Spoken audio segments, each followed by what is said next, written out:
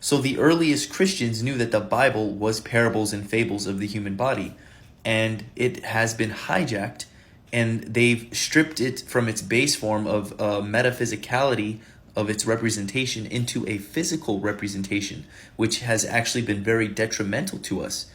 And the Bible is beautiful, love thy neighbor. All of these passages, they're lovely. You can't pick and choose what you want to believe in the Bible, because if you are taking it in its physical sense, you will be compromising your moral wisdom, because the Bible endorses slavery. It does, and you can't just ignore those passages. There is no place in the Bible where you can actually get a compelling case against slavery.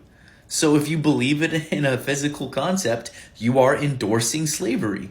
In the book of Job, God tells Job that it's very important for him to know the Mazzaroth, and the Mazzaroth is left untranslated in its Hebrew version, meaning the constellations. So God tells Job, you need to know the constellations. And this is why the Bible is actually based off of anatomy and astrology.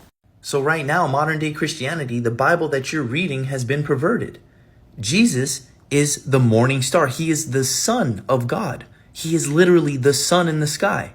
And he is also the rising star, the morning star. He is also Lucifer. There's a reason why his disciples are in groups of 3, because these are the 4 seasons.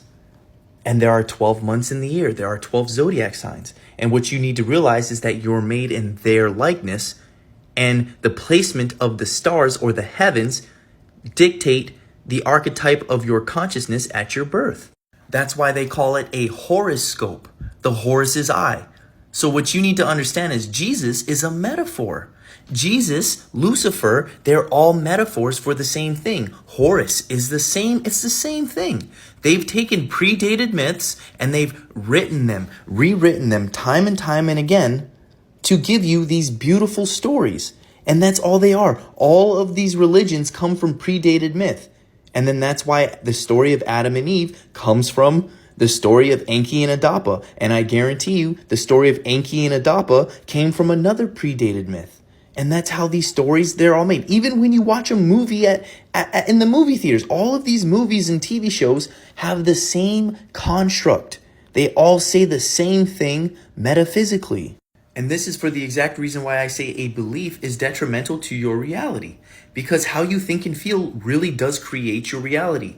And the government tells you these things. So if you believe in Jesus, Jesus will appear to you as your highest self, for the exact reason why I can see Allah, or I can see Buddha, or any of these other deities.